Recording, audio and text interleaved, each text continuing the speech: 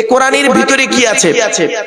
30টা পারা, 540টা রুকু, 114টা সূরা, 14 থেকে 15 খানা সাজদা, 7টা মনজিল, 8 থেকে 12 খানা সাক্তা, 6666টা আয়াত, কেউ বলেছেন 6236টা আয়াত, 3,23,215টা অক্ষর। এ কোরআন 22 বছর 9 মাস 14 দিন, কম বেশি 23 বছর ধরে কোন ঘটনাকে কেন্দ্র করে, কোন ব্যক্তিকে কেন্দ্র করে, কোন বস্তুকে কেন্দ্র করে, কোন জায়গাকে কেন্দ্র করে কোরআনের আয়াতগুলো নাজিল হয়েছে। 6000 আয়াত নাজিল হয়েছে, 12,000 জায়গায় নাজিল হয়েছে। একটা উদাহরণ দেবো? আরে ভাই বলুন না, বলুন একটা উদাহরণ দেবো। শুনে নিন, ভুলটা সংশোধন করুন, ভুলটা সংশোধন করুন। এখানে ভালো করে শুনে নিন, অন ক্যামেরার সামনেই বলছি বাবা। অমুসলিমরা হযরত মুহাম্মদ সাল্লাল্লাহু আলাইহি সাল্লামের সঙ্গে একটা চুক্তি করেছিল। চুক্তি করেছিল কি? 4 মাস আমরা যুদ্ধ নিজেদের মধ্যে করব না। কিছু বুঝতে পারছেন ভাষা? ভালো করে বুঝে নিন। এইটা বুঝতে না পারলে জানবেন বেকার আপনার ওয়াজ শোনাটা। অমুসলিমরা মুহাম্মদ সাল্লাল্লাহু আলাইহি সাল্লামের সঙ্গে 4 মাস চুক্তি করেছিলেন যে আমরা এই 4 মাস নিজেদের মধ্যে যুদ্ধ, মারামারি, ঝগড়া করব না, কাউকে রাস্তায় আটকাবো না, নিজেদের মধ্যে ভালো থাকবো, মারামারি ঝগড়া করব না। তো মুহাম্মদ সাল্লাল্লাহু আলাইহি সাল্লাম তিনি বললেন ঠিক আছে, আমিও এই চুক্তিতে রাজি। বাস। কিন্তু অমুসলিমরা সেই সময় করেছিল কি? বারে বারে চুক্তিটা ভঙ্গন করছে, চুক্তি ভঙ্গ করছে। রাস্তায় দেখতে পেলে ঝগড়া, যেটাই পাচ্ছে ঝগড়া, মারামারি করতে করতে করতে করতে এক যুদ্ধের ময়দানে অতিরিক্ত মারামারি মেরেই যাচ্ছে। দেখা যাচ্ছে অনেক মুসলিম, প্লিজ অ্যাটেনশন, এদিকে। অনেক মুসলিম তাতে মারা যাচ্ছে। তখন কয়েকজন মুসলমান, ভালো করে শুনে নিন, ভুলভাল শুনবেন না, না জেনে মরেছেন আর ভুল জেনে মরেছেন। কিছু মুসলমান তখন হযরত মুহাম্মদ সাল্লাল্লাহু আলাইহি সাল্লামের কাছে এসে বলল, হে নবী, আমরা তো মার খেয়েই যাচ্ছি, আমরা তো অস্ত্রবিহীন, আমাদের কাছে কোনো অস্ত্র নেই, কারণ আমরা তো চুক্তিবদ্ধ, ঝগড়া করব না বলে চুক্তি হয়েছে। তারপরেও ওরা বারে বারে চুক্তি ভঙ্গন করে আমাদের মারছে, আমরা এখন কি করব? এই দেখুন কতগুলো মানুষ মরে গেল। মুহাম্মদ সাল্লাল্লাহু আলাইহি ওয়াসাল্লাম বললেন, আমার কোনো ক্ষমতা নেই তোমাদেরকে আমি বলবো তোমরা মারামারি করো, আমি নিজের থেকে কোনো কথা বলি না আর বলবো না। শুনে নিন, হযরত মুহাম্মদ সাল্লাল্লাহু আলাইহি ওয়াসাল্লাম নিজের থেকে কোনোদিন কোনো কথা বলতেন না। ওয়ামা ইয়ানতাকু আনিল হাওয়া ইন হুয়া ইল্লা ওয়াহয়ুন ইউহা, আল্লাহর ওহী ছাড়া কথা বলতেন না। বাস, সৃষ্টিকর্তা তৎক্ষণাৎ সেই সময় করলেন কি? জিবরাইলের মাধ্যমে এই আয়াতটি অবতীর্ণ করলো, তোমরা ওদেরকে যেখানে পাবে সেখানে গর্দানে মারো। কিছু বুঝতে পারছেন ভাষাটা? 2-4 জনকে মারো, মাল দিয়ে সব ঠান্ডা হয়ে যাবে। এই বাক্যটা তৎকালীন সময়ে ওই জায়গার জন্য, ওই ঘটনাকে কেন্দ্র করে অবতীর্ণ হয়েছে। এখন আপনি যদি ওই আয়াতটাকে বর্তমানে এনে যদি ঝগড়া লাগান, তাহলে জানতে হবে পড়াশোনায় না, একেবারে এতিম শব্দটা বোঝেন? আমার বাবারা, অনুরোধ করে বলি, ছোট্ট একটা উদাহরণ দিচ্ছি শুনুন। আমি মুম্বাইতে গেছিলাম জলসা করতে, আবার এই কাল বাদে পরশুদিন রয়েছে মুম্বাই, মহারাষ্ট্রের জলগাঁও, সকালে ফ্লাইট, না জলগাঁও, মহারাষ্ট্রের জলগাঁও, এই রবিবারে। তো একটা কথা আপনাদের বলি, একজন অমুসলিম হিন্দু ভাইদের একজন কলেজের প্রফেসর, অমুসলিম প্রফেসর, ব্রাহ্মণ ঘরের সন্তান, উনি এসেছেন আমার লেকচার শুনতে। ওনার সঙ্গে কথা বলে যা বুঝলাম, অত্যাধিক পড়াশোনা করেন, ইসলামিক বইপত্র, আমাকে বলছেন মারুফ সাহেব, আমি আপনার ওয়াজ প্রতিদিন শুনি, আমি এবং আমার ওয়াইফ দুজনেই শুনি। আমি একটা কলেজে কাজ করি, কলেজে কাজ করি। Thank you. কি বলছে জানেন? প্রশ্নটা শুনুন। আমাকে বলছেন, আচ্ছা কোরআন পড়ে দেখলাম মদ খাওয়া হারাম, সুদ খাওয়া হারাম, শূকরের মাংস ভক্ষণ করা হারাম। আমি বললাম হ্যাঁ। বলছে ভাই ওটা কাদের জন্য হারাম? ও তো মুমিনদের জন্য আল্লাহ হারাম বলেছেন। যারা কোরআনকে বিশ্বাস করে, নবীকে বিশ্বাস করে, তাদের জন্য হারাম। আমি তো কোরআনকে বিশ্বাস করি না, নবীকে বিশ্বাস করি না, তাহলে আমি যদি মদ খাই, শূকরের মাংস ভক্ষণ করি, ব্যভিচার করি, তাহলে কিয়ামতের মাঠে সৃষ্টিকর্তা আল্লাহ কেন আমাকে শাস্তি দেবেন? আমাকে তো হারাম খাওয়ার, হালাল খাওয়ার কথা তো কোরআনই বলেনি। প্রশ্নটা বুঝতে পেরেছেন? দত্তপাড়ার মানুষ, হিন্দু মুসলিম, প্রশ্নটা বুঝতে পেরেছেন কি বলুন? আগে প্রশ্ন বুঝুন, তারপর উত্তর দিচ্ছি। আমি যদি ব্যভিচার করি, কোরআনে দেখলাম ব্যভিচার করো না, হারাম, নোংরা কাজ, ব্যভিচার করলেই শাস্তি। এটা মানবে কারা? যারা কোরআনকে বিশ্বাস করে তারা। তা আমি তো কোরআনকে বিশ্বাস করি না, তাহলে আমি যদি হারাম খাবার খাই, আমি যদি মদ পান করি, আমি যদি কোনো ব্যভিচার করি, আমি যদি শূকরের মাংস ভক্ষণ করি, তাহলে সৃষ্টিকর্তা কেন আমাকে শাস্তি দেবেন?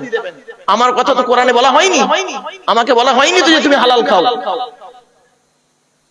আমি পুরো চুপ হয়ে গেছি। আপনাদের মাথায় উত্তর আসছে কি? তা আমি ওনাকে বললাম, স্যার আপনি কোরআন পড়েছেন?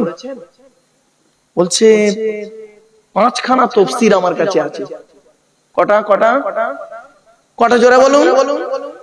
আপনার ঘরে কটা আছে মুসলমানের বাচ্চা? একটাও তো নেই। কোরআন শরীফে নেই ওনার তাফসীর। 5খানা তাফসীরের নাম বললেন। 5খানা তাফসীর আমার কাছে আছে, প্লাস কোরআন আছে, অর্থ আছে, আমি কোরআন পড়তেও পারি। উনি কিছু আয়াত পড়লেন, সূরা বাকারার শেষ কয়েকটা আয়াত পড়লেন শুদ্ধভাবে, বুঝলাম যে উনি পড়েন। আমি বলছি আপনি গোটা কোরআন পড়েছেন তো? আচ্ছা হ্যাঁ। আমি বললাম স্যার কোন এক জায়গায় একটু মিস্টেক হয়ে গেছে আপনার। বলছে কি বলছেন? চলুন আগে আমরা জেনে নিই কোরআনে হালাল খাবে কারা কারা দেখে নিই। আপনারাও শুনে নিন, হিন্দু মুসলিম সকলে শুনুন, দত্তপাড়ার মানুষ। কোরআনে 3 শ্রেণীর লোককে আল্লাহ হালাল খেতে বলেছেন। সুবহানাল্লাহ বলা গেল না? মানে আপনাদের মাথায় ঢোকানো আছে তো, মৌলবীরা চিৎকার করলে তারপর সুবহানাল্লাহ বলবে।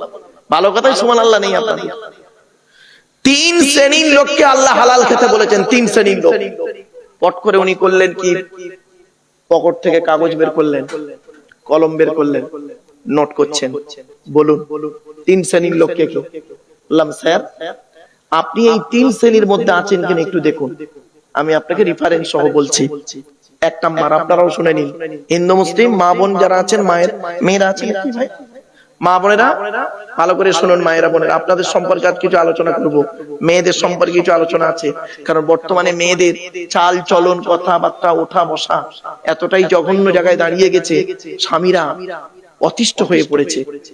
বধূ নির্যাতন আইন ভারতবর্ষে আছে বলে অন্যায় ভাবে কত নারী, শ্বশুর বেচারা ভালো মানুষ, তাকেও জেল খাটাচ্ছে। ঠিক না বেটি? ওরা স্বামী স্ত্রী ঝগড়া করেছে, শ্বশুরের নামে জেল কেস, শাশুড়ির নামে কেস, বেচারা কিছুই জানে না, সাদা মাটা মানুষ। এইরকম নারী আছে। যেদিন ভারতবর্ষে পুরুষ নির্যাতনের আইন আসবে, সেদিন দেখবেন কত নারী জেলখানায় ঢুকবে। বাস্তব কথাই বললাম। চলুন, কোরআনে 3 শ্রেণীর লোককে আল্লাহ হালাল খেতে বলেছেন, শুনে নিন এবার কে কে। 1 নাম্বার, নবী রাসূলদেরকে আল্লাহ হালাল খেতে বলেছেন। কাদের কাদের কাদের? তখন পট করে উনি বলছেন, ভাই নবী রাসূলরা তো হালাল খাবেন, এটা আমার আল্লাহ কোরআনে বলতে গেলেন কেন? আমি বললাম ভাই এইখানে একটু বোঝার ব্যাপার আছে, শুনে নিন। কোরআনে বলা হয়েছে 8 নম্বর পারা 10 নম্বর পৃষ্ঠা 9 নম্বর লাইন, সূরার নাম সূরা আরাফ। ফালানাসআলান্নাল্লাযীনা উরসিলা ইলাইহিম ওয়া লানাসআলান্নাল মুরসালিন। প্রত্যেক নবী রাসূলকে আমি কিয়ামতের মাঠে জিজ্ঞাসা করব, আপনাকে নবী করে পৃথিবীতে পাঠিয়েছিলাম, আপনি আপনার দায়িত্ব পালন করেছিলেন? আপনাকে রাসূল করে পৃথিবীতে পাঠিয়েছিলাম, আপনি আপনার দায়িত্ব পৃথিবীতে পালন করেছিলেন? নবী রাসূলদেরকে যদি এরকম প্রশ্নের সম্মুখীন হতে হয়, আমি আপনি কোন ব্যক্তি? রতি মহারতি আমাদের প্রশ্ন করা হবে না? শুনে নিন, এখানে যারা দাঁড়িয়ে বসে আছেন, দূর দূরান্তে আমরা মাইকের আওয়াজ শুনতে পাচ্ছেন। কোরআনে আল্লাহ পাক বলেছেন, আয়াহসাবুল ইনসানু আন ইউতরাকা সুদা, সূরা কিয়ামা। আয়াহসাবুল ইনসানু আন ইউতরাকা সুদা, মানুষ কি মনে করেছে আমি এমনি এমনি আল্লাহকে ছেড়ে দেবো কিয়ামতের মাঠে? এত সহজে নয়। কড়ায় গন্ডায় হিসাব নেব, হিসাব নিয়ে যদি আমি মনে করি ওকে জান্নাতে দেবো, নইলে জাহান্নামে ফেলে দেবো, কি ভাবছেন আপনি? কিসের হিসাব নেবে? নবী বলেছেন, নবী ব্যাখ্যা করে বলে দিচ্ছেন, যুবক, এই যুবক যুবতীরা শুনে নাও, যুবক যৌবনের হিসাব দাও, ধনী অর্থের হিসাব দাও, অর্থটা কোথায় ব্যয় করেছো। জ্ঞানী, জ্ঞানী মানে শুধু মৌলবীদের ধরবেন না, জেনারেল শিক্ষিতদেরও ধরা হবে। জ্ঞানী, জ্ঞানের হিসাব দাও, তোমার জ্ঞান দ্বারা মানুষের ক্ষতি হয়েছে না মানুষের লাভ হয়েছে, হিসাব দাও। বাড়ি থেকে ভাববে। এবার আয়াতটা শুনুন, কোথায় লেখা আছে নবী রাসূলদেরকে হালাল খেতে বলেছেন। 18 নম্বর পারা, 18 নম্বর পারা বা খণ্ডের 4 নম্বর পৃষ্ঠাতে 8 নম্বর লাইনে সূরার নাম সূরা মুমিনুনের 54 নম্বর আয়াতে আল্লাহ বলেন, ইয়া আইয়ুহার রাসূল কুলু মিনাত তাইয়্যিবাতি ওয়া'মালু সালিহান ইন্নী বিমা তা'মালুনা আলীম। ইয়া আইয়ুহার রাসূল, রাসূল নয়, রাসূলের বহুবচন হলো রসুল, সিঙ্গুলার হলো রাসূল, আর ওর বহুবচন প্লুরাল হলো রসুল। এই জন্য ওয়াহেদ আর জমার জ্ঞান যদি না থাকে, সিঙ্গুলার প্লুরালের জ্ঞান যদি না থাকে তো গেল। ইয়া আইয়ুহার রাসূল, হে রাসূলগণ, হে রাসূলগণ, একটা নবী নয়, হে রাসূলগণ, কুলু মিনাত তাইয়্যিবাতি ওয়া'মালু সালিহা, আপনারা পৃথিবীতে হালাল খাবার খান আর ভালো ভালো কাজগুলো করুন। কি বললো, কি বললো ভাই? হালাল খাবার খেতে আর কি বললো? ভালো ভালো কাজগুলো করুন। তখন উনি আমাকে কি বলছে শুনবেন, স্যার আমি নবীও নই রাসূলও নই। আমি বললাম, স্যার আমিও নবীও নই রাসূলও নই, তাহলে 1 নাম্বারটা বাদ। বলা হ্যাঁ বাদ। লিখে নিলেন, আয়াত, লাইন, পারা, পৃষ্ঠা সব লিখলেন, ভালো। দ্বিতীয় নাম্বারটায় পড়ি কি দেখুন তো, চলুন তো দেখি। যারা আল্লাহকে বিশ্বাস করে, নবীদেরকে বিশ্বাস করে, ইসলামিক পরিভাষায় তাদেরকে বলে মোমেন। কি বললাম বাবা? মোমেন। আচ্ছা, এখানে অনেক মোমেন আছেন, আপনারা আল্লাহকে বিশ্বাস করেন, নবীকেও বিশ্বাস করেন, ঠিক কিনা? বলুন না, বলুন না। তাহলে আপনারা মোমেন, আমরা মোমেন। আমাদের সম্পর্কে কি বলছে দেখি, কোরআন বলছে হালাল খেতে, দেখুন, ইয়া আইয়ুহাল্লাযীনা আমানু কুলু মিন তাইয়্যিবাতি মা রাযাকনাকুম ওয়াশকুরু লিল্লাহি ইন কুনতুম ইয়্যাহু তা'বুদুন। 2 নম্বর পারা 4 নম্বর পৃষ্ঠা 14 নম্বর লাইন, সূরার নাম সূরা বাকারার 172 নম্বর আয়াত। হে ঈমানদার বান্দাগণ, কুলু মিন তাইয়্যিবাতি মা রাযাকনাকুম, আমার দেওয়া হালাল রিজিক গুলো তোমরা ভক্ষণ করো। তখন উনি আমাকে বলছেন, স্যার আমি মুমিন নই, আমি মুমিন নই। বললাম, সে তো জানি স্যার, আমি কিন্তু মুমিন, আমার জন্য ওই আয়াতটা প্রযোজ্য। তাহলে দ্বিতীয় নাম্বারটা বাদ হলো। এবার বলছি ওনাকে, স্যার 3 নাম্বারটা আপনি পড়েন কি একটু দেখুন তো। বলুন, দেখছেন? শুনুন এবার, ইয়া আইয়ুহান নাসু কুলু মিম্মা ফিল আরদি হালালান তাইয়্যিবা ওয়ালা তাত্তাবিউ খুতুওয়াতিশ শাইতান ইন্নাহু লাকুম আদুউম মুবিন। 2 নম্বর পারা 4 নম্বর পৃষ্ঠার 8 নম্বর লাইন, সূরার নাম সূরা বাকারার 168 নম্বর আয়াত 168। ওটা কত বললাম? 172। কত বললাম? মুমিনদেরকে বললো কত? 172। আর এটা কত? 168। বাড়িতে গিয়ে খুলে দেখবেন। এর বাংলা মানেটা এবার শুনুন।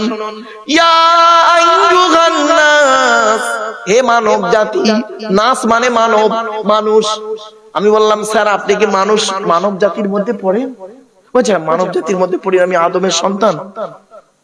বললাম স্যার আল্লাহ বলছেন ইয়া আইয়ুহান নাস, হে মানব জাতি, কুলু মিম্মা ফিল আরদি হালালান তাইয়্যিবা, পৃথিবীতে আমার দেওয়া হালাল যেগুলো তোমরা ভক্ষণ করো, আর শয়তানের পথকে অনুসরণ করিও না। শয়তান হলো তোমাদের প্রকাশ্য দুশমন। পুরু গালে হাত। বললাম স্যার আপনি ভাবছেন শুধু মুসলমানরা হালাল খাবে না, শুকরের মাংস খাওয়া শুধু মুসলমানদের জন্য হারাম না? আপনি ভাবলেন মদ খাওয়া শুধু মুসলমানদের জন্য হারাম? আপনি ভাবলেন না? বলছে আপনি আমার চোখটা খুলে দিলেন আজ। এবার শুনুন, উনি আরো অনেক তথ্য নিলেন ওখানে বসে বসে আমার থেকে।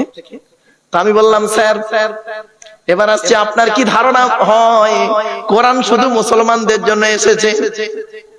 কোরআন মুসলমানদের জন্য এসেছে নাকি শুধু? না, কোরআনকেই প্রশ্ন করা হোক, কোরআন তুমি বলো তুমি কাদের জন্য এসেছো? তুমি কোথা থেকে এলে? তোমাকে কে নিয়ে আসলো? তুমি কার উপরে নাজিল হলে? তোমার মধ্যে কি আছে? তুমি মানুষকে কি দিতে এসেছো? প্রশ্ন করুন কোরআনকে। কোরআন নিজেই উত্তর দিচ্ছে। ওরে দুনিয়ার মানুষ, দত্তপাড়ার মানুষেরা শোন, আমি কোরআন, আমাকে তোরা প্রশ্ন করো কোরআন তুমি কোথা থেকে এলে? কোরআন নিজেই জানিয়ে দিচ্ছে তানজিলুম মির রাব্বিল আলামিন, আমি কোরআন আল্লাহর তরফ থেকে নাজিল হয়েছি। আবার কোরআনকে প্রশ্ন করুন, কোরআন আল্লাহর তরফ থেকে নাজিল হয়েছে বুঝলাম, তোমাকে পৃথিবীতে কে নিয়ে আসলো? কে এনেছে? কে এনেছে? জিবরাইল ফেরেশতা। কে কে কে? ওই জিবরাইল ফেরেশতার অপর নাম কি জানেন? রুহুল আমিন। কি বললাম? জিবরাইল ফেরেশতার অপর নাম হলো রুহুল আমিন। রুহুল আমিন। কোরআন বলছে আমাকে কে নিয়ে এসেছে পৃথিবীতে? শোন, নাজালা বিগির রুহুল আমিন, সূরা শুআরা।